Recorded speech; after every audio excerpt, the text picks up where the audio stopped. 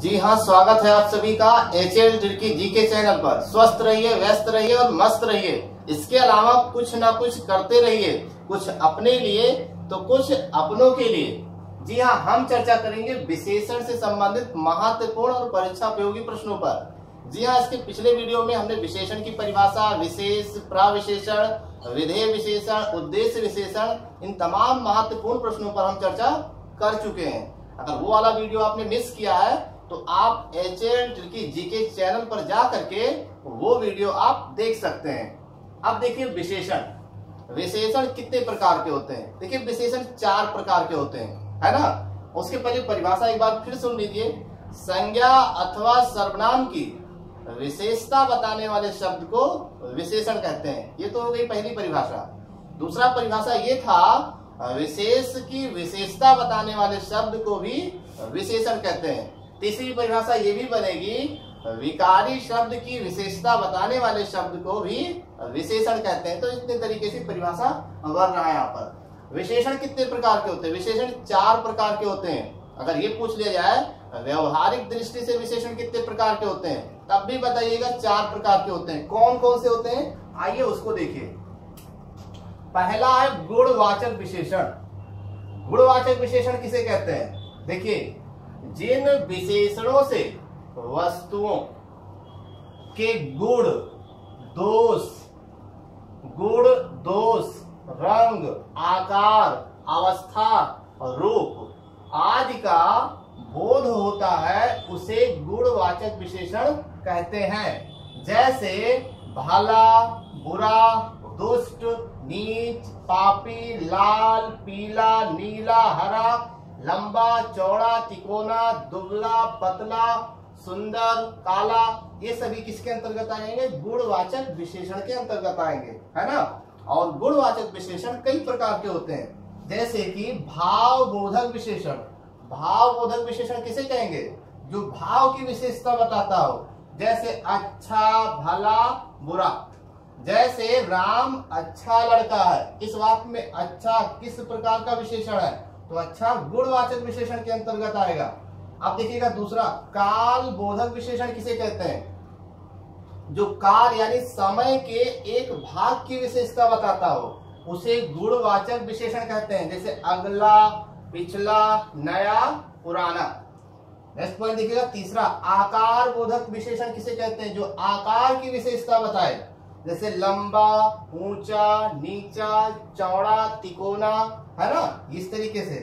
चौथा देखिएगा, समय बोधक विशेषण किसे कहते हैं? जो समय की विशेषता बताए, जैसे मासिक, दैनिक, वार्षिक, साप्ताहिक, छमाहिक, इस तरीके से जो हो समय बोधक विशेषण के अंतर्गत आएगा। दशा बोधक विशेषण किसे कहते हैं? जो दशा यानी स्थिति की विशेषता बताता है, जैसे दुबला, पतला, कमजोर, रोगी, निरोगी, स्वस्थ, है ना, ये सब दशा बोधक के अंतर्गत आएगा।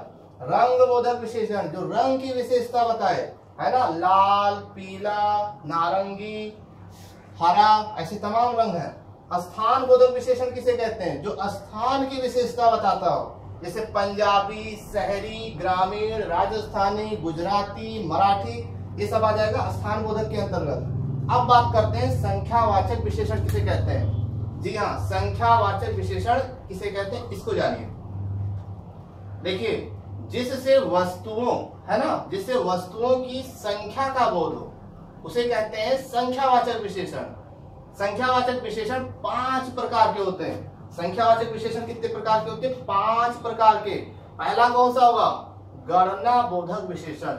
गणना का मतलब आपने समझ लिया होगा कि गिनना, 1, 2, 3, 4, 5, ये गणना बोधक के अंतर्गत आएगा, यानी काउंट करना। गणना बोधक विशेषण किसे कहते हैं? जो वस्तुओं की गणना बताता है ना, उसे कहेंगे गणना बोधक विशेषण। जैसे 5 कलम, 3 आम, 4 गेंद, ये क्या होगा? गणना बोधक विशेषण के अंतर्गत आएगा। 10 आम, 5 कलम, 5 महाद्वीप, 5 महासागर, 7 महाद्वीप, 5 महासागर, ये सब किसमें आ जाएंगे? गणना बोधक विशेषण के अंतर्गत आएंगे। दूसरा देखिएगा, क्रम बोधक विशेषण। क्रम बोधक विशेषण किसे कहते हैं? जो वस्तुओं के क्रम को बताता है, जैसे 5वां, तीसरा, चौथा, है ना। ये वस्तुओं की क्रम को बताता है, यानी पहला है कि दूसरा है कि तीसरा है या चौथा है पांचवा है ना। प्रथम श्रेणी, द्वितीय श्रेणी, तृतीय श्रेणी, तो हो जाएगा किसमें, क्रम बोधक के अंतर्गत आएगा। समुदाय बोधक विशेषण किसे कहते हैं, जो वस्तुओं के समूह को बताता है, जैसे पांचों, है ना, तीनों, चारों, सातों महाद्वीप, पांचों महासागर, ये वस्तुओं के समूह को बताता है, तो ये हो जाएगा समुदाय बोधक, है ना। आवृत्ति बोधक विशेषण किसे कहते हैं, जिसमें गुना लगा हो, जैसे 5 गुना, 7 गुना, 10 गुना, है ना, दूध से 3 गुना जो है पानी, इस तरीके से। प्रत्येक बोधक विशेषण किसे कहते हैं, जो वस्तुओं के प्रत्येक यानी एक एक वस्तुओं की जो है संख्या को बताता है, जैसे एक एक नेता, प्रत्येक छात्र, एक एक अपराधी, तो ये हो जाएगा प्रत्येक बोधक विशेषण के अंतर्गत। तो ये जान लेना बहुत जरूरी है। देखिएगा 5 कलम, 5वां कलम और पांचों कलम, इसमें देखिएगा क्या अंतर है। तो इस तरीके से गणना बोधक होगा कि क्रम बोधक होगा कि समुदाय बोधक, तो यहाँ से अब गलती नहीं होगी। जी हाँ, बिना पढ़े कुछ होने वाला नहीं है। अब हम बात करेंगे तीसरे पॉइंट की। तीसरा पॉइंट क्या होगा, परिमाणवाचक विशेषण। जी हाँ, बिना पढ़े कुछ होने वाला नहीं है। अगर कोई ये सोच रहा है कि बिना पढ़े ही सब कुछ हो जाएगा, तो बहुत ही गलत दिशा में है। अभी भी अपना सोच बदल ले। जी हाँ, पढ़ने के बाद ये हाल है, सोचिए, जब हम पढ़ते हैं तब ये हाल है, और नहीं पढ़ेंगे तब क्या हाल होगा। इस हाल में ये हाल है, तो क्या होगा उस हाल में, जिस हाल में आपका एग्जाम होगा। सोचिए, इसीलिए सतर्क रहिए, तैयार रहे, है ना।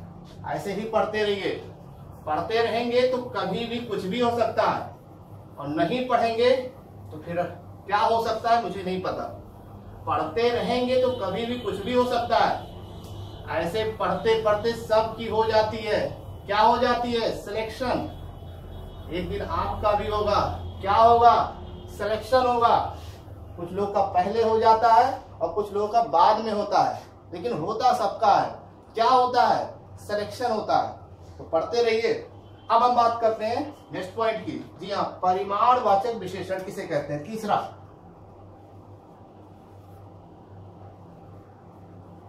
परिमाणवाचक विशेषण,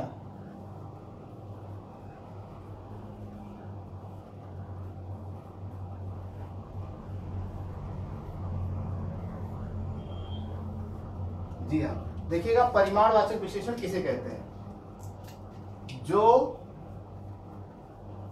वस्तुओं के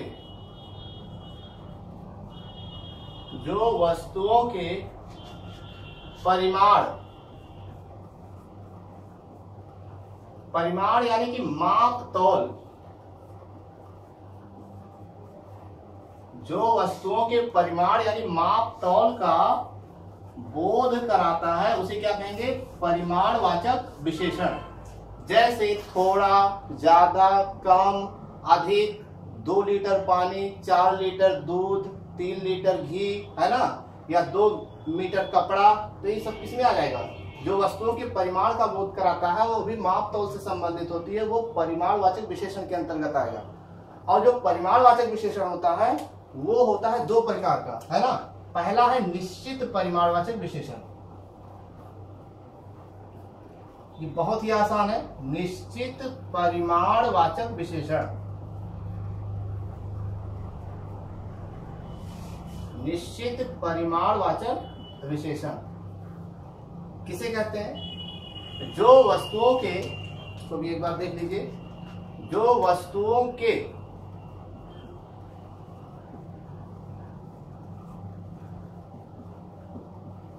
वस्तुओं के निश्चित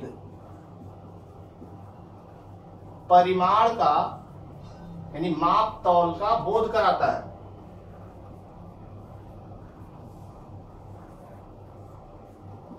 जो वस्तुओं के निश्चित परिमाण का बोध कराता है उसे परिमाणवाचक विशेषण कहते हैं। जैसे देखिएगा, उदाहरण के माध्यम से समझिए। जैसे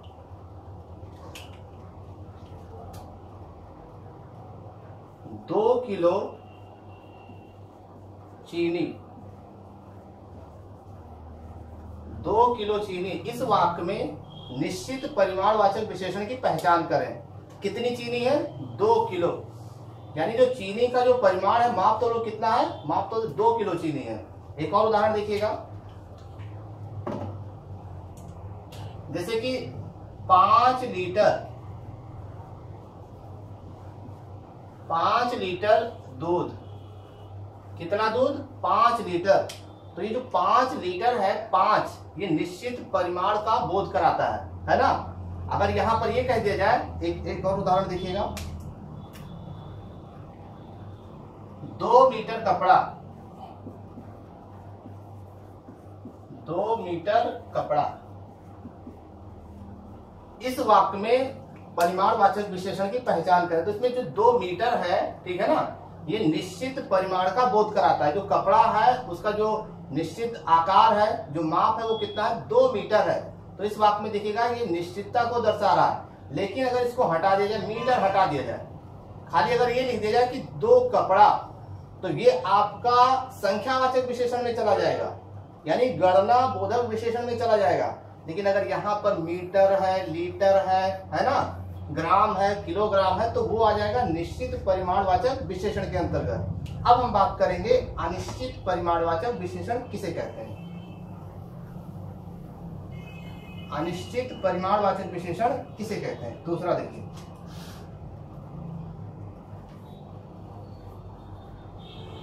अनिश्चित परिमाणवाचक विशेषण किसे कहते हैं? जो वस्तुओं के निश्चित परिमाण का बोध नहीं कराता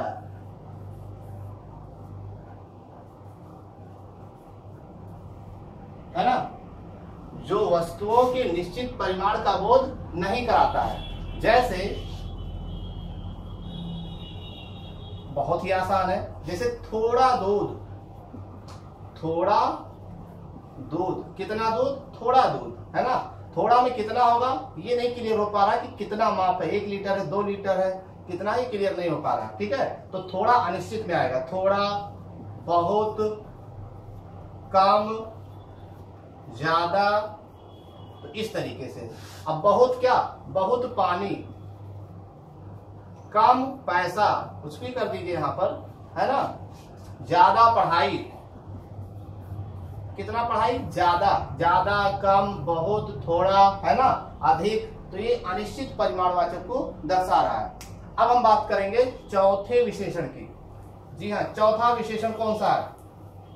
चौथा विशेषण है संकेतवाचक विशेषण, या जिसे हम कह सकते हैं सार्वनामिक विशेषण। जी हाँ, संकेतवाचक विशेषण कहिए, चाहे सार्वनामिक विशेषण कहिए, और चाहे कुछ भी ना कहिए, तब भी क्या होगा? संकेतवाचक विशेषण ही होगा। संकेतवाचक विशेषण किसे कहते हैं? संकेतवाचक कह लीजिए, या फिर कह लीजिए आप सार्वनामिक विशेषण। यहीं से आपको एक प्रश्न मिल जाएगा कि संकेतवाचक विशेषण को और किस नाम से जाना जाता है, तो आप मुस्कुराते हुए बताएंगे सार्वनामिक विशेषण। ऐसे भी बताइएगा, लेकिन बताइएगा जरूर। अब देखिएगा, सार्वनामिक विशेषण किसे कहते हैं? जो सर्वनाम शब्द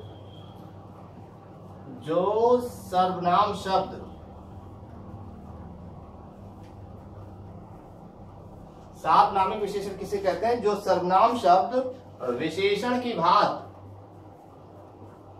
विभीषण ना समझ लीजिएगा, ये विशेषण लिख रहे हैं। जो सर्वनाम शब्द विशेषण की भांति, भात ना समझिएगा, भांति मतलब तरह। हाँ, कुछ समझने में ज्यादा आप लोग माहिर हैं, ये भांति लिखा हुआ है, भात समझो। जो सर्वनाम शब्द विशेषण की भांति कार्य करता है, उसे सार्वनामिक विशेषण कहते हैं, ठीक है ना। अब देखिए, आइए इसको उदाहरण के माध्यम से समझें। उदाहरण क्या है, इसको समझिए। जैसे यह कार मेरा है ना, यह कार मेरा है, तो ये संकेत भी किया जा रहा है कि ये कार मेरा है, तो संकेत भी किया जा रहा है। सार्वनामिक विशेषण, इस वाक्य में सार्वनामिक विशेषण की पहचान करें। तो इस वाक्य में जो यह है, ये सर्वनाम है, अब यहाँ पर ये सर्वनाम सार्वनामिक विशेषण है या नहीं है, इसको पता करने के लिए इसके बगल वाले शब्द को ध्यान रखना होगा। कार अगर ये संज्ञा है, यानी कि किसी सर्वनाम के बाद अगर संज्ञा आए, किसी सर्वनाम के बाद विशेष आए, तो उसका जो पहला जो सर्वनाम शब्द होगा, जो सर्वनाम शब्द होगा, वो हो जाएगा क्या, सार्वनामिक विशेषण के अंतर्गत आएगा। तो यहाँ पर इस वाक्य में जो यह है, ये है सार्वनामिक विशेषण, यानी कि विशेषण, यानी कि यहाँ पर यही समझ में आ रहा है कि सर्वनाम के बाद क्या आना चाहिए, संज्ञा आना चाहिए। तो ये काम करेगा सार्वनामिक विशेषण की तरह। अब देखिएगा एक और तरीका समझ लीजिए, नहीं तो गलत भी हो सकता है। अगर कहीं लिखा हुआ है यह, अर्थ में कोई परिवर्तन नहीं होगा, यह मेरा कार है, क्या इस वाक्य में यह सार्वनामिक विशेषण के अंतर्गत आएगा, देखना है। यह क्या है, यह एक सर्वनाम है, क्या है, सर्वनाम। और मेरा क्या है, ये भी एक सर्वनाम है। अभी जो मेरा सर्वनाम है, ये पुरुषवाचक सर्वनाम के अंतर्गत आएगा। अगर एक सर्वनाम के बाद दूसरा सर्वनाम आता है तो ये सर्वनाम ही होगा, ये निश्चयवाचक सर्वनाम के अंतर्गत आएगा यह। लेकिन इस वाक्य में देखिएगा यह एक सार्वनामिक विशेषण या एक विशेषण की तरह कार्य कर रहा है। तो ये भी ध्यान रखना है कि सर्वनाम के बाद संज्ञा ही आना चाहिए। एक और उदाहरण देख लीजिए, एक और उदाहरण देख लीजिए, वह आदमी चोर है, वह आदमी क्या है, चोर है, वह आदमी चोर है।